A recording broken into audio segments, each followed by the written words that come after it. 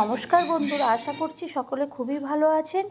বং kitchen Banani নতুন একটা রেসিপিতে আপনাদের সবাইকে স্বাগত জানাই। আমি আজকে যে রেসিপিটি করব সেই শীতের দিনে একটা পায়েসের রেসিপি করে দেখাবো। তো প্রথমেই আমি কড়াইয়ের মধ্যে চিনি গুঁড়ো করে নিয়েছি, সেটাকে দিয়ে দিলাম। এরপরে আমি খুন্তি দিয়ে ভালো করে নাড়তে থাকবো।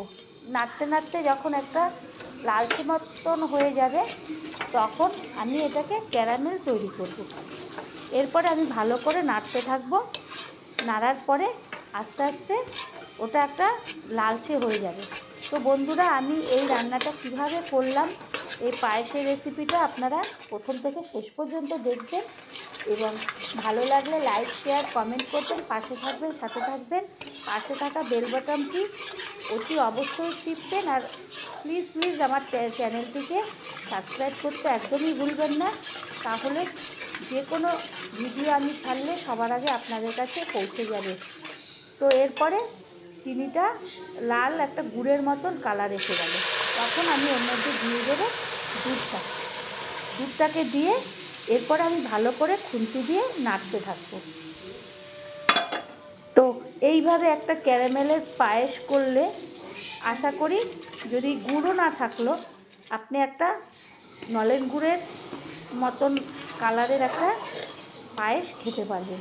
এরপর আমি ভালো করে দুধটা গরম হয়ে যাবে, ওই ক্যারামেলের সঙ্গে ভালো করে ফুটিয়ে নেব। ফোটানোর পরে আমি দিয়ে দেব তেজপাতা দিয়ে আমি আবারও ভালো করে নাড়াচাড়া করব। নাড়তে নাড়তে ফুটে যখন যাবে তখন আমি চালটাকে আগের থেকেই ধুয়ে রেখেছিলাম, চালটাকে আমি দিয়ে দেবো। তো এরকম একটা পায়েস বাড়িতে সবাইকে করে খাওয়াবেন, আশা করছি সবাই খুবই ভালোভাবে খাবে, আপনারও ভালো লাগবে খেতে। এরপর আমি ভালো করে ওটাকে নাড়তে নাড়তে যখন ভালো করে চালটা ফুটে উঠবে এবং চালটা যখন সিদ্ধ হয়ে যাবে, তারপরে আমি চারিপাশ থেকে কাছিয়ে আবারও ভালো করে ওটা খুন্তি দিয়ে নাড়তে থাকবো। তো আমি আবার দেখব ওটা সিদ্ধ হলো কি না চালটা। যখন আমি দেখব চালটা মোটামুটি সিদ্ধ হয়ে গেছে, আমি ওর মধ্যে দিয়ে দেব ঘি দিলে একটা সুন্দর একটা সেন্ট আসে। সেন্টটা আসার জন্যই আমি এই ঘিটাকে দিয়ে দেব। তারপরে আমি আবারও ভালো করে নাড়াচাড়া করতে থাকবো। নাড়াচাড়া করে যখন পায়েসটা মোটামুটি দেখব হয়ে আসছে, আমি আবার নাড়তে থাকবো। এইভাবে আমি অনবরত নেড়ে যাব। নাড়তে নাড়তে যখন মোটামুটি হয়ে যাবে, চালটা একদম সিদ্ধ হয়ে যাবে, তখন আমি চিনিটা দিয়ে দেবো। কারণ আমি চিনিটা আগে দিইনি কেন, আর চিনিটাকে আমি গুঁড়ো করে নিয়েছি, তাহলে গলতে তাড়াতাড়ি গলে যাবে।